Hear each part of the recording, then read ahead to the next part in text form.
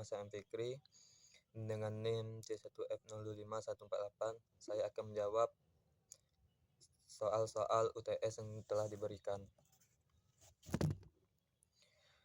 1.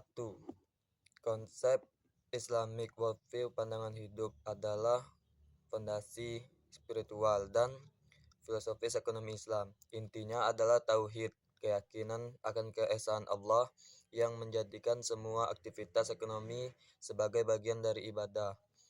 Tujuan mencapai pahala, kebahagiaan dunia dan akhirat, dan maslahah, kesejahteraan umum, moral dan materi. Perbedaan dengan konvensial, ekonomi Islam bersumber dari wahyu, Al-Quran dan hadis, dan bersifat statistik. Ekonomi konvensial bersumber dari akal, sekuler, dan bertujuan hanya pada maksimasi keuntungan atau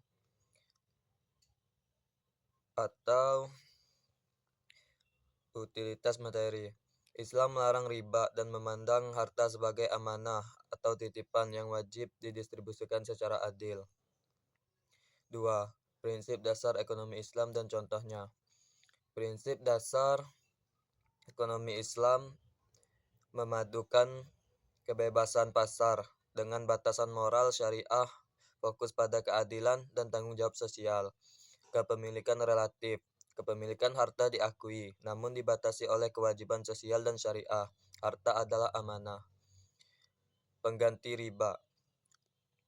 Dilarangnya bunga atau riba, diganti dengan skema bagi hasil atau mudharabah atau musyarakah, di mana risiko dan keuntungan dibagi bersama atau risk sharing. Contoh, perbankan syariah menggunakan skema ini untuk pembiayaan usaha. Redistribusi wajib, terdapat instrumen wajib untuk pemerataan kekayaan. Contoh, zakat, infak, sedekah, dan wakaf. Berfungsi sebagai pilar utama keadilan sosial dan pengatasan kemiskinan. 3. Sejarah singkat perkembangan ekonomi Islam. Perkembangan ekonomi Islam dapat dilihat dalam 3 fase utama. Masa Rasulullah SAW, peletakan dasar hukum ekonomi seperti larangan riba dan penetapan zakat. Didirikannya pasar bebas yang adil dengan pengawasan langsung untuk mencegah kecurangan. Masa Khulafaur Rasyidin, adanya institusionalisasi ekonomi. Didirikannya Baitul Mal fiskal seperti didirikannya Baitul Mal kas negara secara permanen. Khalifah Umar bin Khattab mengembangkan sistem fiskal seperti kharaj dan usar dan menyusun sistem distribusi berjenjang (ATA) untuk menjamin kesejahteraan publik secara terstruktur. Era modern ditandai dengan kebangkitan pemikiran dan pendirian lembaga keuangan syariah modern seperti bank, asuransi, dan pasar modal syariah di berbagai negara sebagai upaya sistem ekonomi alternatif. Perbandingan kebijakan Khalifah Umar bin Khattab dan Abu Bakar. Meskipun keduanya adalah peletak fondasi, fokus kebijakan ekonomi mereka berbeda. Khalifah Abu Bakar fokus utama salah stabilitas negara dan menegakkan syariat, terutama zakat, termasuk memerangi kaum yang menolak membayar. Distribusi harta dilakukan secara sama rata kepada semua muslim. Khalifah Umar bin Khattab fokus pada administrasi dan kesejahteraan struktural.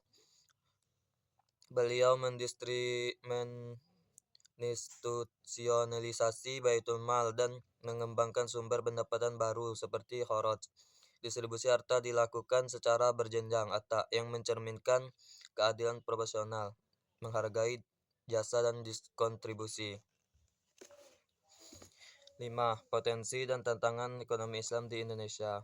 Indonesia memiliki potensi besar karena didukung oleh populasi muslim terbesar di dunia dan tingginya permintaan terhadap industri halal global. Potensinya yaitu pasar halal kuat, adanya permintaan masif di sektor makanan, fashion, dan pariwisata halal. Dana siswa besar, kekuatan keuangan soal Islam, kekuatan keuangan sosial Islam, zakat, infak, sedekah, wakaf, sebagai alat efektif untuk pemerataan pendapat. Dukungan institusi, pembentukan KNEKS dan konsolidasi perbankan syariah BSI meningkatkan daya saing.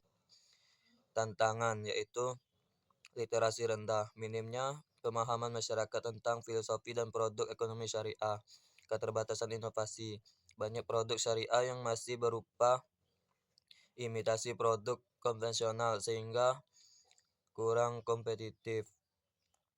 Regulasi dan koordinasi, diperlukan harmonisasi regulasi yang lebih kuat dan koordinasi yang baik antar lembaga.